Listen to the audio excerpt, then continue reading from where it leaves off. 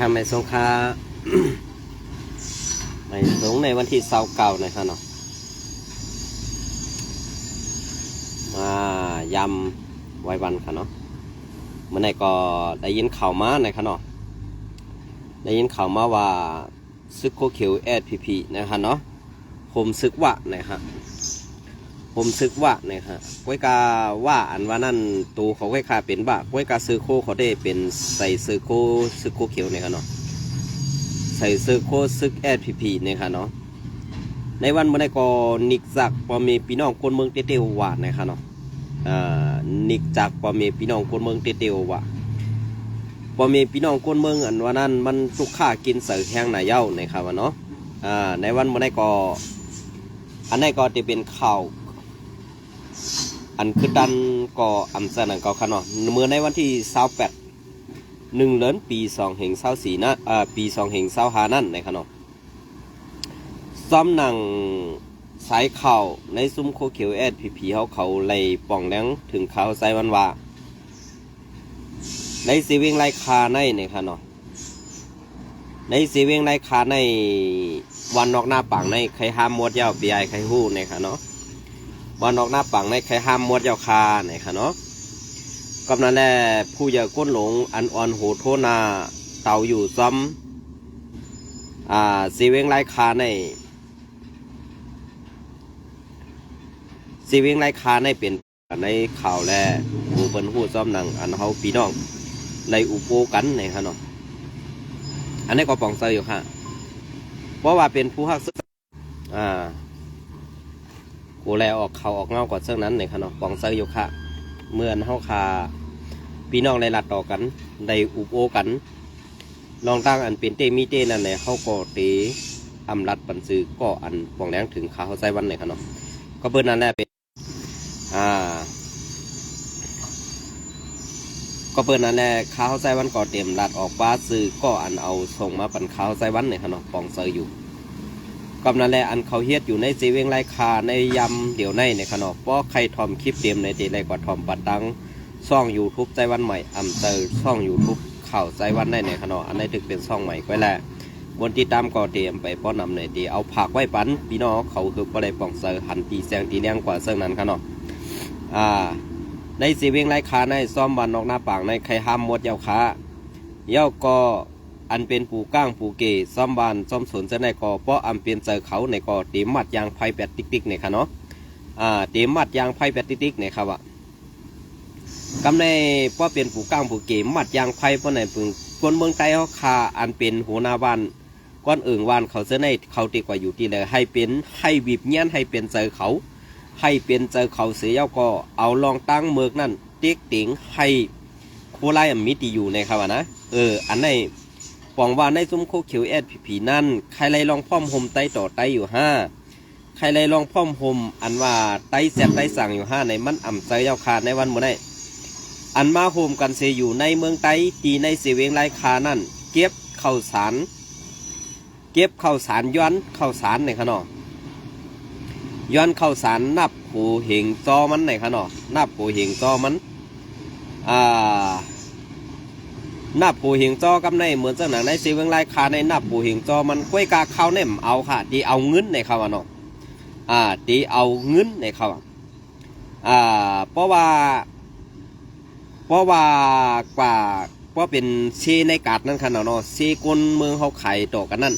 1 ถุงในตีมอก60,000ในขนาด1 ถุงในตี60,000กล้วยกาSPPเขาย้อนข้าวสารตา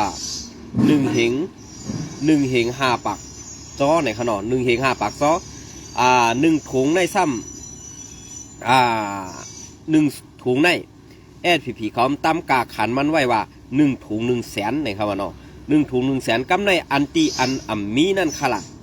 ดีกว่าซื้อเบิ่นมาค่ะเนาะดีกว่าซื้อเบิ่นมาถุง60,000เขาว่าถุง60,000ค่ะเนาะกำในถุง60,000ได้ข้าวสารนั่นเอาค่ะกล้วยกาซ้ำตีเอาเงิน1 ถุงกาขันข้าวสาร1 ถุงนั้นห้ำตีว่นว่าเป็น100,000พอเสกวนเมืองขายปันต่อกันซ้ำ1 ถุง60,000พอเอากว่าสร้างตารางปัน เสิร์ฟบันแอดผีซ้ำตีได้เสิร์ฟถุง100,000เลยครับในข้าวสารได้เต็มเอาค่ะไว้กาซ้ำตีเอาเงินเขาในสีเวงไรค่ะอันเปลี่ยนเตมีเตนั่นในพี่น้องเขาวนตัวรู้กวนเมืองเขาขาตุกข้ากวนเมืองเขาขากินเสิร์ฟกวนเมืองเขาขาหยาบผืดกวนเมืองเขาขาต้องใหม่ห้องให้ส่วนเติกให้ร้องน้าอ่ำได้เฮ็ดดีๆกำในผีงาไล่ดีปลงจะได้สัมมาอาธรรมะเด็กเก่งย้อนเอา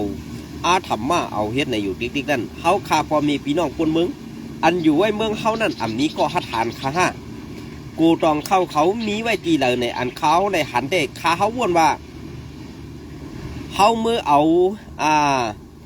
ข้าวสารก็เป็นข้าวเฮาข้าวเปลือกก็เป็นข้าวเฮาเนี่ยตีอันเขาเอามือไว้ตีกูตองหรือตีหงเก็บข้าวเขานั่นไหนเฮาก็หู้อยู่นะข้าวยำขิงเฮียงในมันเปลี่ยนเจ้งหือไผไม่ง่ายไม่ง่ายเนี่ยจะว่าเฮากูตกงานไรแล้วเฮากว่าเผาเจ้าค่ะอันนี้จะว่าเฮากว่าเผานั่นเฮาตั้งใจเผาหื้อนั้นเฮาอันน่ะกุ้งเจจูข้าวในเจ้าค่ะเขานั่นมันเป็นเขานั่นก็มันตื้นสังว่ามันหลาดความใดในก็มันตื้นไข่ปันในจุ่มซึกโคเขียวกินค่ะอันในเขาหลูได้ย่ายตีมันเขาย่ายตีมันให้เป็นเตาเป็นเผาแปดเฮ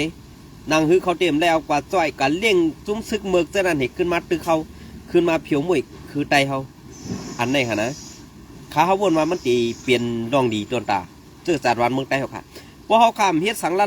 ในกำในเขากลมโหปันเขาเฮ็ดอยู่นั่นเลยมันเหมือนดังมานเนี่ย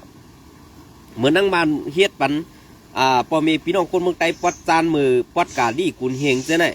เขาเฮ็ดเจ้าหือเนี่ยเขาเก็บเอาหยานมานั่นมือเสิร์ในต่อไตเขาขาหลายๆคันในวันมื้อนี้นะมือปานนั่นก็มือปานแทบ4แทบเนื้อปานคนใส่ข้ามใหม่ๆนั่นก็มานเฮ็ดปันคนเมืองไต้ปัดจานเขาคันนั้นมันหยาบมันนักหนาสาหัสหนักดีกว่าดังแล้วก็รู้ได้ย้อนไว้ทอคำจ้ะดีกว่าเฮ็ดสวนก็ดีไรใส่สลางมันเฮ็ดเจ้าไหนเหมือนเจ้าหนังSPPโคเขียวเฮ็ดอยู่ในวันมื้อในเต้ๆค่ะนั่นมันเปื้องกันสิตั้งมันเฮ็ดต่อไตตั้งซึกโคเขียวไม่เฮ็ดต่อไตในวันมื้อใน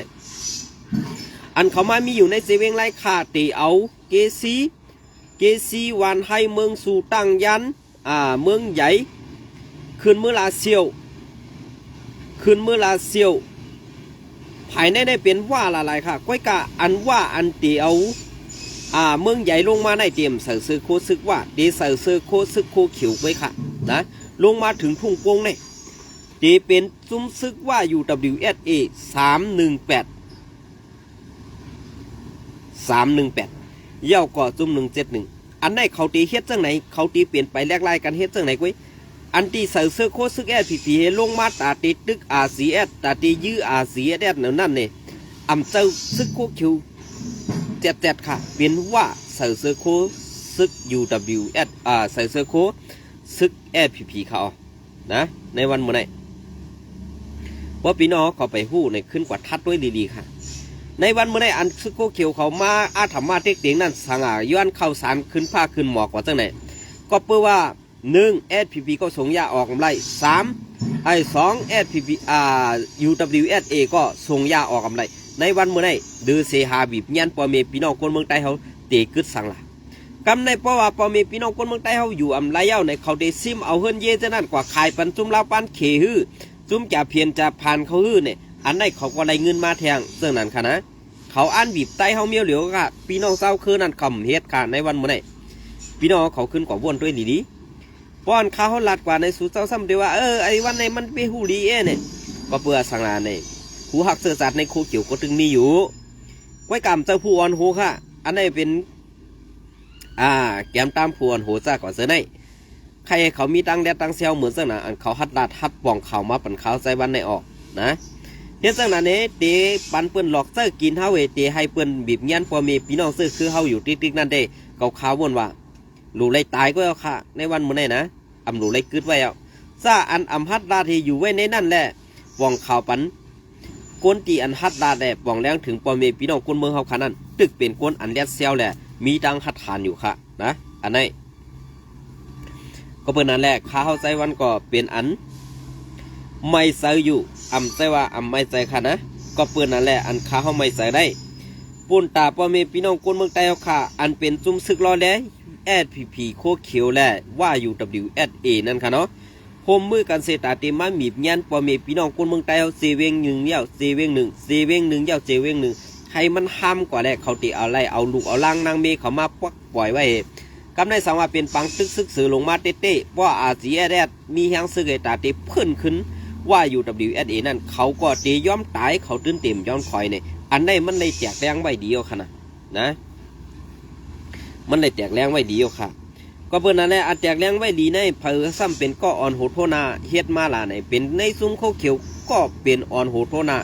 ข้องเขามาแหละตาตีเอาลูกหลานพ่อแม่พี่น้องคนเมืองใต้ทรายปันนี้แตนปันนี้ก็เพราะว่าในก้นหลงSPPนั่นลอกลายไปมักมีนั่นผู้สักสังเอาเลือเสเลียนเอาลูกพ่อแม่พี่น้องคนเมืองใต้กว่าขายลีเลือเสเอาแผ่นดินเมืองใต้ขายแล้วก็ลีอันเขาเฮ็ดไรนั่นเก็บขอนย้อนเข้าพ่อแม่พี่น้องคนเมืองใต้หลอกแลนกินพ่อแม่พี่น้องคนเมืองใต้นั่นหลายๆในวันเมื่อใดประชุมศึกษาในอยู่ต่างเมืองเหมือนต่างหนังบ้าอยู่ในเมืองอันก้อนขอปะในจึงเจ้าซึกเจ้าขาเขาจะไหนเปลี่ยนโจรไปแล้วเพราะเปลี่ยนโจรเย้าในกวนเมืองอันเป็นเจ้าของแผ่นดินอันเป็นก้นกึกน้ำดินหินผามายำอยากกองตึกซึกตึกเสยเพราะงั้นอันนั้นได้หลีเลยยับคอหอยกับพันเป็ดตั้งปึกเย้าขาในตับซึกโคเขียวในป้อมเป็นเสื่องนั้นนะครับเนาะก็เพื่อนนั้นแหละอันเป็นผู้อย่าก้นหลงในตับซึกโคเขียวเฮ็ดสั่งแหละปันอาธรรมะปันจุมซึกว่ามาธรรมะแหละวันจุมซึกว่ามาเจออาณาโตพี่น้องเจ้าคือได้เอาขาเสื่องนันลาเนี่ยขาเขาก็ใครถามเขาก็เพื่อนนั้นแหละอันเขาถามเนี่ยจะว่าเปลี่ยนรองตังมันห้าจะรองตังมันห้าเนี่ยขึ้นวนด้วยดีๆค่ะนะโอเคในวันเมื่อไหร่ก็เอาอันปอดๆไว้ในเขาตังน่ะเดมาลัดนี่ใหม่ในขนมยินจมในใหม่สงค่ะ